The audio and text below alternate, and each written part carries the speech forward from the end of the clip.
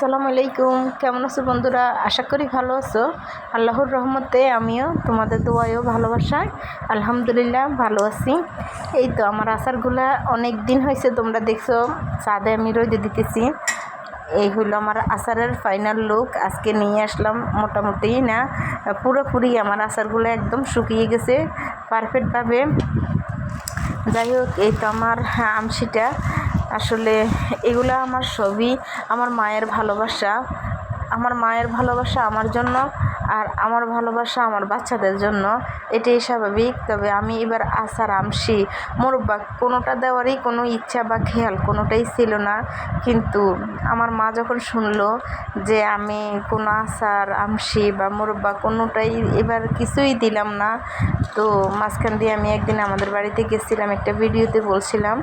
তো তখনই আমার মা আমাকে এই অনেক সুন্দর করে কেটে ধুয়ে বেছে পরিষ্কার করে শুকিয়ে অনেক যত্ন সহকারে মায়ের ভালোবাসা দিয়ে আমার জন্য কিন্তু দিয়ে দিছে।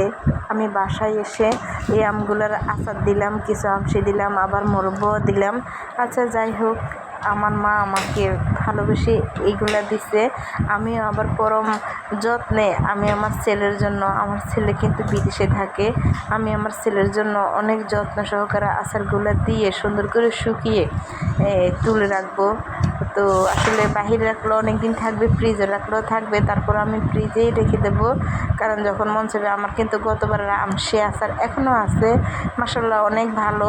যাই হোক, তোমাদেরকে অন্য আরেকটা ভিডিওতে অবশ্যই দেখিয়ে দেব। তো যাই হোক, আমার মায়ের ভালোবাসা তোমাদের কাছে কেমন লাগলো আর আমার আচারগুলো দেখতে কেমন লাগলো অবশ্যই কমেন্ট বক্সে জানাতে ভুল করবে না।